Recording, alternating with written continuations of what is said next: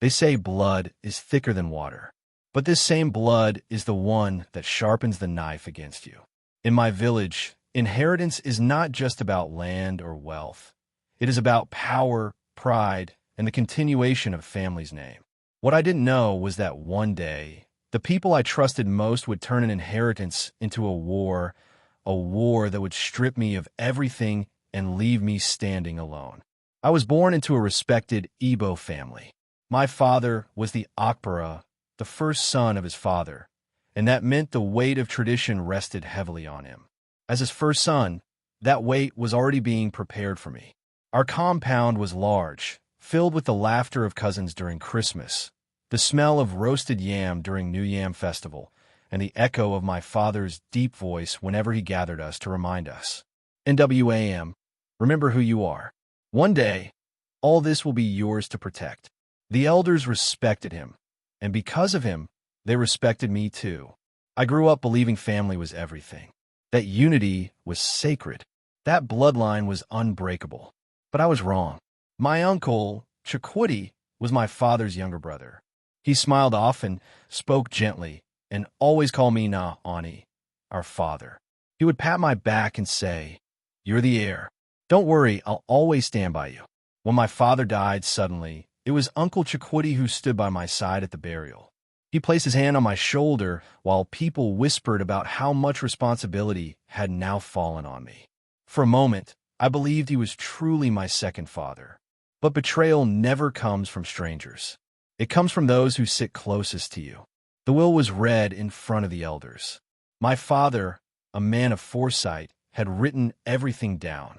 The lands, the houses, the shares from his businesses, all were entrusted to me as the first son. But he also left provisions for my sisters, for my mother, and even for Uncle Chikwudi. That was the day the smiles ended.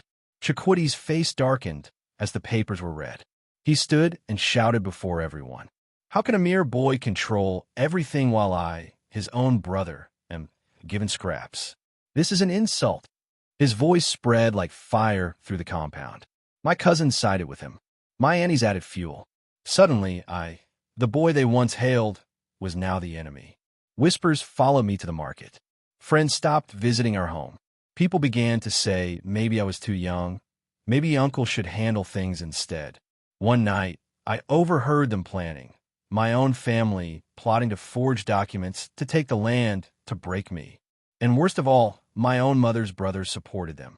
They said, "A widow and a boy cannot defend this wealth. Hand it to Chikwudi." That night, I realized I was no longer part of family. I was part of a battlefield. The inheritance war began. Court cases, elders' meetings, even physical fights at the compound. The same brothers I grew up eating with now barred me from entering my father's land. I was called names, accused of greed. At one point, I was nearly attacked on the road. Piece by piece, they tore everything apart. Our livestock, sold. Our lands, leased out without my consent. Even my mother, the woman who had stood by my father's side, was humiliated by the same people she had cooked for. At 24 years old, I found myself with nothing.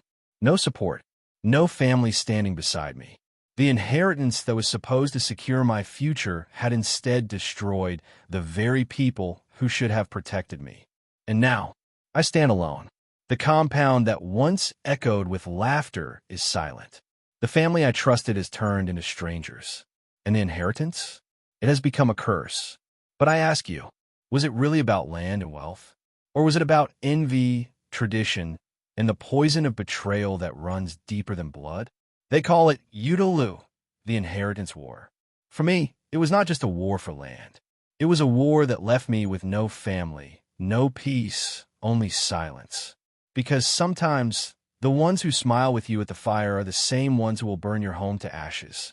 So tell me, if it were you, would you fight to keep the inheritance, or would you walk away to keep your peace?